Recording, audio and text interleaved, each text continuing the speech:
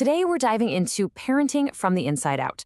Now, this isn't just another book with a list of do's and don'ts. Nope.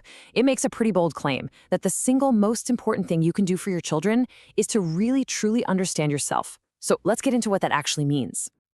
All right, let's just start with the question that probably keeps a lot of us up at night. You know the one. You promise yourself you're going to be the calm, patient, understanding parent. And then one day, you're stressed, you're tired, and you open your mouth and your own mother or father comes out. Why on earth does that happen? The book paints this picture that is just painfully relatable. Imagine this. You're at the park with your kid. It's a great day. You're connecting, laughing. But then it's time to go.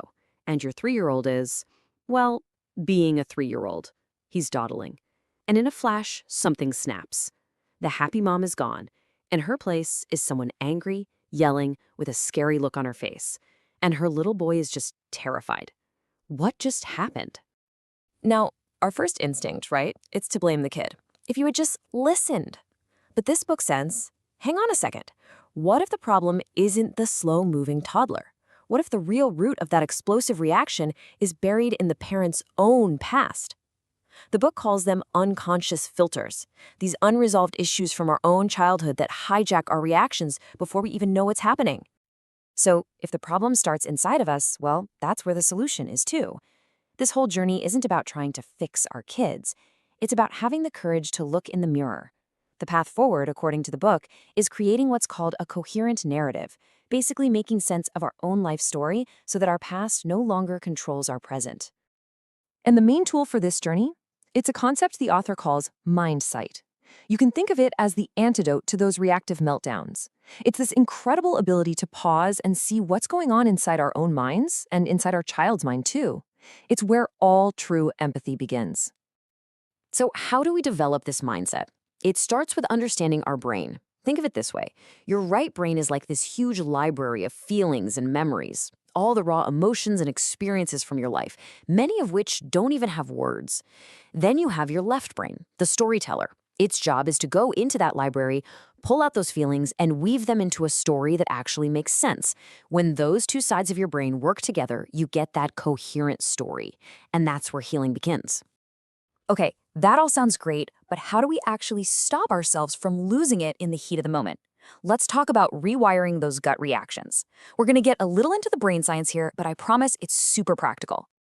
The book gives us this amazing way to think about it, the low road versus the high road. When we get triggered by something, our brain basically gets hijacked and we get shoved onto the low road. Our thinking, rational brain, the prefrontal cortex, just goes completely offline. All that's left is pure, raw emotion. That's when we yell, that's when we do things we regret. The goal, always, is to learn how to stay on the high road, where that thinking brain stays online, and we can be the thoughtful, intentional parents we actually want to be. Here's an even simpler analogy. Our brains, and our kids' brains, both have an accelerator and a set of brakes. The accelerator is that impulse, that drive to just go. The brakes are our ability to pause, to regulate, to think before we act. Staying on that high road is really all about having good brakes and knowing exactly when to use them. Now, I know this can all feel a bit theoretical, so let's look at a really powerful story from the book that shows how this process can literally change a family's future. This proves that breaking the cycle is absolutely possible. So this story comes from a mother looking back on her own childhood, and it was tough. Her father's moods were all over the place, totally unpredictable, which created a really chaotic environment for her. You can just imagine how that could set someone up for struggles in their own relationships later on. But here's the amazing part. She didn't just repeat the pattern. As an adult, she did the work. She looked back at her childhood, she made sense of it, and she created that coherent narrative we talked about. And in doing so, she achieved something researchers call an earned secure attachment. She essentially built the security for herself that she didn't get as a child, which then allowed her to give it freely to her own kids. It's incredible. Now let's be real for a second. Some readers have pointed out, like you see here, that this book feels less like a step-by-step manual than some of the author's other books. And you know what? That's fair. It's true. But that's also kind of the point.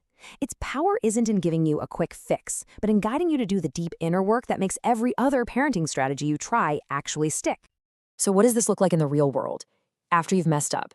Because let's face it, we all will. We're human. The K isn't perfection, it's repair. And the book gives us a super clear 3-step path to mend that connection after a conflict. Okay, here are 3 things you can do the next time you have one of those moments.